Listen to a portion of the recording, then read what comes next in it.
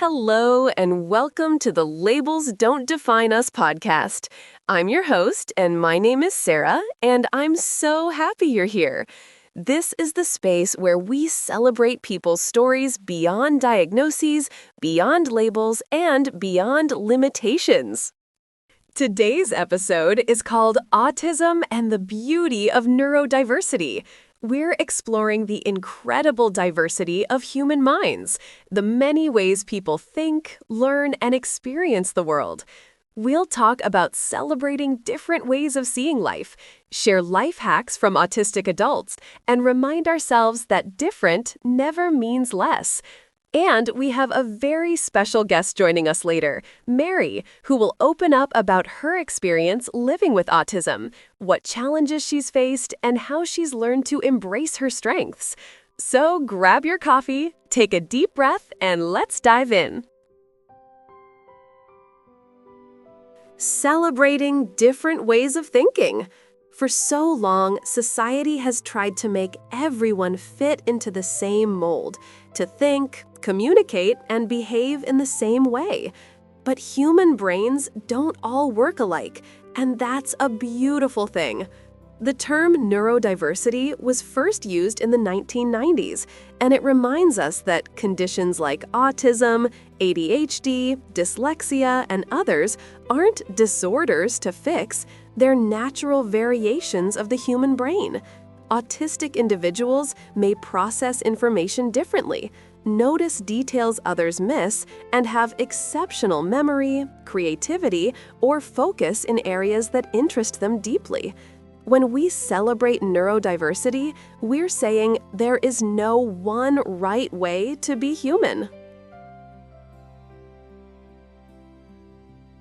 I'm so excited to welcome today's guest, Mary, to the show.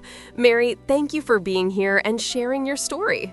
Thank you, Sarah. I'm really happy to be part of this conversation. So, Mary, can you tell us a little bit about your experience with autism and how it shaped your life? Sure. I was diagnosed as autistic in my mid-20s. Growing up, I always knew I was different. I found social situations confusing, loud environments overwhelming, and I was often told I was too intense. For a long time, I tried to mask who I was just to fit in, but that was exhausting. After my diagnosis, something shifted. I finally had an explanation, and instead of seeing it as something wrong, I began to see it as a different way of being. I realized my brain works differently, and that's okay. That's such an important realization. How did that new perspective change the way you saw yourself? It gave me permission to stop pretending. I began to organize my life around what actually worked for me, having quiet time, clear routines, and environments where I could focus. I also connected with other autistic adults online, and that sense of community made me feel understood for the first time. That's so powerful.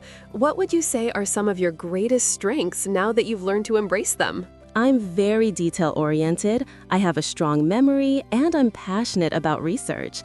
I work as a graphic designer, and my ability to notice tiny visual details actually gives me an edge.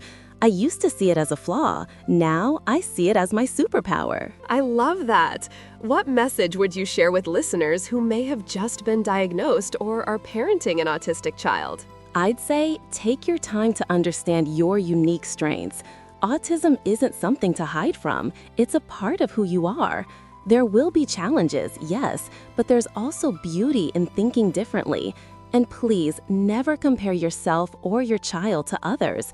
The goal isn't to fit in, it's to thrive as you are. That's such a beautiful message, Mary. Thank you for sharing your experience and wisdom with us today. Thank you, Sarah. It means a lot to be part of this. Life hacks from autistic adults. One of the best parts about the autism community is the creativity people bring to everyday life. Here are a few life hacks and coping strategies shared by autistic adults that can help with organization, communication, and well-being. Sensory-friendly spaces. Create a calm area at home or work with soft lighting, headphones, or familiar textures. This helps reduce sensory overload. Visual schedules. Many autistic adults use visual planners or digital reminders to keep track of daily tasks. It reduces anxiety and builds consistency. Energy budgeting. Just like money, energy is limited. Choose activities wisely, take breaks, and don't feel guilty for resting. Clear communication. If you struggle with social cues, let people know your preferences. Honesty can make relationships smoother and less stressful. Special interests. Lean into them. Passion projects can bring joy, confidence, and even career opportunities.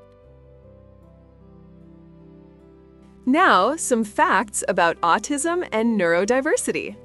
Let's take a moment to look at some real-world facts that remind us how important it is to understand and embrace neurodiversity. According to the World Health Organization, about 1 in 100 people worldwide are autistic. Autism is a spectrum, which means it looks different for everyone. Some people may need daily support, while others live independently. Early acceptance, rather than just early intervention, has been shown to improve self-esteem and mental health in autistic children and adults. Many autistic adults experience co-occurring conditions, such as anxiety or ADHD, which makes understanding neurodiversity even more important. Research shows that neurodiverse teams in workplaces often outperform others in problem-solving, innovation, and attention to detail. Diversity of thought drives progress. Autistic individuals often experience sensory sensitivity, which can mean certain lights, sounds, or textures feel overwhelming. Learning to manage those sensitivities is key to self-care. Routine and predictability are not weaknesses, they're strengths that provide structure and calm in a busy, unpredictable world. Why different doesn't mean less? The message at the heart of today's episode is simple. Different doesn't mean less. Every brain, every mind, every person brings something valuable to the table. When we allow people to be their authentic selves without trying to change or fix them, we all benefit.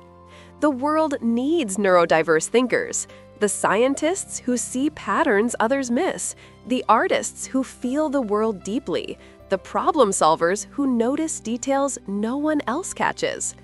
And maybe, just maybe, if we stopped labeling differences as deficits, we could build a more compassionate, inclusive world. Thank you so much for joining me for this episode of the Labels Don't Define Us podcast. And a big thank you to our guest, Mary, for her honesty, courage, and insight. If you enjoyed this episode, please follow and share it with someone who could use a reminder that being different is something to celebrate. Until next time, take care of yourself, celebrate your uniqueness, and always remember, labels don't define us.